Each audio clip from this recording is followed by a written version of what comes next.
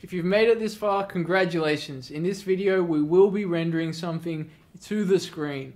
We're going to do that by writing a shader which will understand when you take a point in space, which in our case is the position of a star, it will know to create a quad around that star, and you know, we can decide how big that is.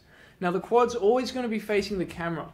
So we got to think about how we're going to do this. Let's say, for example, we have a star, which at this point is a point in space. It's coordinates. For 3D or even 2D rendering, you need to know how big something is. You know, we can't just have it like 1 pixel wide, for example. So here's our camera. Now our camera is looking at the star, and we'll call that the z-axis.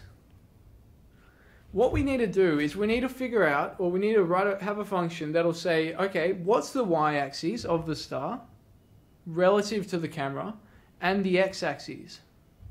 So there's your x, there's your y, and then once we have those, we can say, all right, well, let's draw a quad that'll be, let's say, up on the y-axis, and so it would be like here on the y-axis and here on the x-axis. So we'll draw a point there. Okay, that'll be our first point. Then we'll draw another point down here, which would be that first point will be, let's say for example, 1, 1. So 1 on the x-axis, 1 on the y-axis. Then this, I realize I'm pointing at things. Okay, so this bottom one that I've just drawn here, that'll be negative 1 on the y-axis and 1 on the x-axis. Now we'll draw another point, which will be -1, -1, -1, and the final point will be -1 on the x-axis and 1 on the y-axis. Okay, so that's our 4 points. That'll be the quad that we're rendering.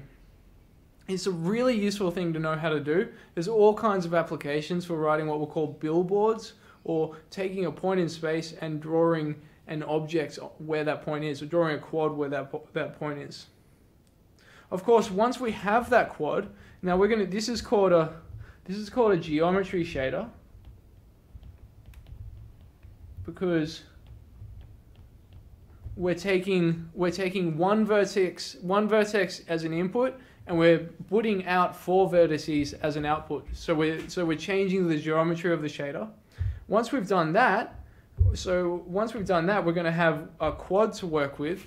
Then we'll use a fragment shader to turn that quad into a circle.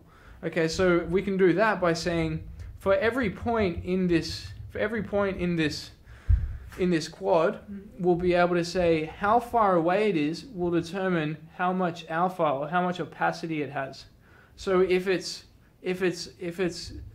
say in this corner here, it's going to have an opacity of 0. You won't be able to see it at all. But if it's right in the center, this would have an opacity of 1, or an alpha of 1. So it'll be absolutely drawn.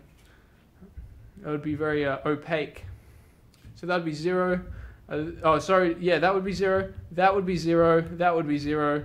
This would be 0.5. You sort of get the idea.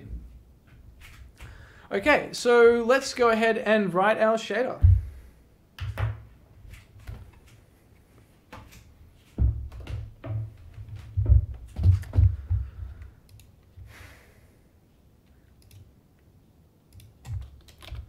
Let's see. I'll open up our project.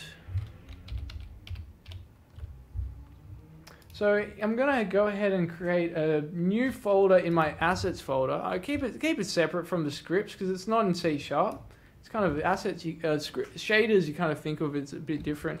Just go shader, shaders. Okay, we're gonna create 2 files. One of them is going to be called star.shader. That'll be the shader specific to creating stars, our star billboards. The other file we're going to create is called utility.